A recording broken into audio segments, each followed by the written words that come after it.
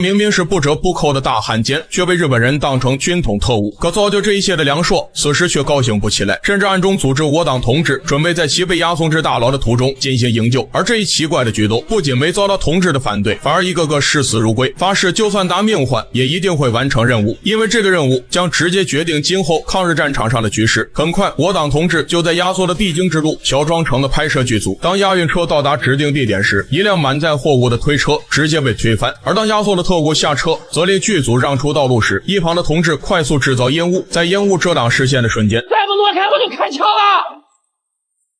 等到几人从烟雾中逃出来时，我党同志早就带着押运车辆跑了，而劫走陈更生不过是梁硕计划中的第一步。在得知王乔苏被捕后，梁硕就想到对方很可能会叛变，而以水野的生性多疑，一定不会立马相信王乔苏所提供的情报。而陈更生被他设计成了军统卧底的事，水野一直觉得蹊跷，因为他找不到陈更生刺杀平田的理由，不管能不能刺杀成功，结果都只会加速他暴露的速度。为了验证陈更生是不是真的卧底，水野一定会安排王乔苏与其见面对质，一旦陈更生洗清嫌疑，那么遭殃的就只有梁硕，所以他这才冒险让组织在押运途中解人。而当李主任得知此事后，立刻召集所有人开会，而唯独少了梁硕，而这也是梁硕计划的一部分，因为此时的他已经被李主任派去封锁现场周边的区域，防止反日分子逃脱。本来如此重要的任务，李主任绝对不会交给梁硕，可无奈早在押送陈更生时，梁硕就主动撇清了关系，根本没有参与押运行动，全都是村默负责。至于他为什么知道押送路线，那也因为村默一向谨慎，绝对不会走平常的路线，而剩下2条路线都会经过文澜路，我党也正是在那里设下埋伏。既然押送出了问题，村默自然成了重点怀疑对象，而此时陈更生被劫，让平田彻底相信他铁定就是军统卧底。而对于押运消息是如何透露的，高木副队长当即就嘲讽76号是个卧底窝，可偏偏押运路线他也提前得知，所以没嘲讽几句就被孙默对闭嘴了。在得知梁硕已经前去现场封锁调查时，高木当即跳出来想要表现，我会带上王小苏，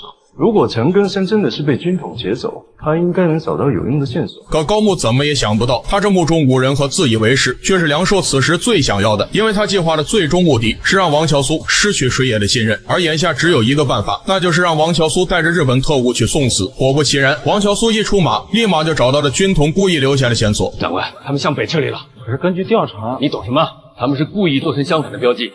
好让我们误以为他们向南撤离了。为了让日本人跟着王乔苏走，梁硕还故意帮他们找了一个标记，就是为了验证王乔苏没错。立功心切的高木当即就带着人马一路跟着标志追查，而梁硕也要回总部汇报，拒绝同行，毕竟这路走到尽头就是死路。可他并没有回到76号，而是一直在车上等待。此时谢建慈已经准备好了一车的礼物，为了顺利将人引来，军统还特地派人开枪吸引。看到高木和王乔苏带着一卡车日本宪兵赶来，几人当即躲了起来。看到满载货物的卡车，王乔苏当即奉承起了高木，说他一出马，军统害怕的连物资都不要了。而就在他们准备查探物资时，暗处的谢建慈已经按下了按钮。与此同时，倒计时的声音立马引起了高木的注意。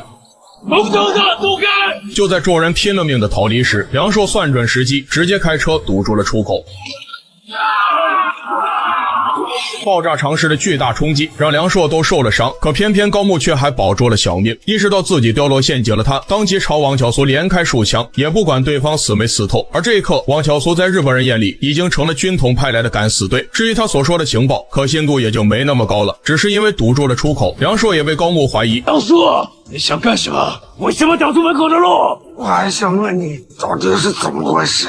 为什么会这样？好在极度信任梁硕的平田及时出现，面对平田希子的目视，高木满腔怒火无处发泄，只能气得嘴唇发抖，狠狠地盯着梁硕。